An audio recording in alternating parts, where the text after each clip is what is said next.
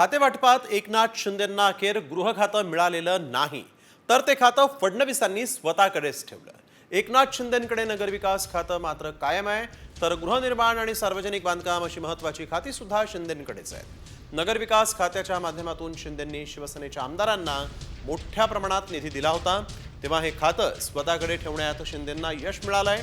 तसंच मुंबई, ठाणे आणि इतर शहरांच्या दृष्टीनेही नगरविकास खात्याचं महत्त्व आहे। त्यामुळे सर्व महानगरपालिका तसंच नगरपालिकांचा कारभार सुद्धा शिंदेंच्या अखत्यारीत येईल। त्याचसोबत गृहनिर्माण खातंही शिंदेंकडे असल्यामुळे झोपडपट्टी पुनर्विकास, सिडको आणि म्हाडाचा कारभार देखील एकनाथ शिंदेंकडे असणार आहे। शिंदेंकडे नगरविकास, गृहनिर्माण, सार्वजनिक बांधकाम हे खातं आहे। मुंबई, ठाण्यासह इतर शहरांसाठी नगरविकास खात्याचं महत्त्व सर्वाधिक आहे। राज्यातल्या सर्व स्थानिक स्वराज्य संस्थांचा निधीही शिंदेंच्या हाती आहे। झोपडपट्टी पुनर्विकास, म्हाडा, सिडकोचाही कारभार शिंदेंकडे असणार आहे। MMRDA, MSRDC वर देखील एकनाथ शिंदेंचाच ताबा आहे।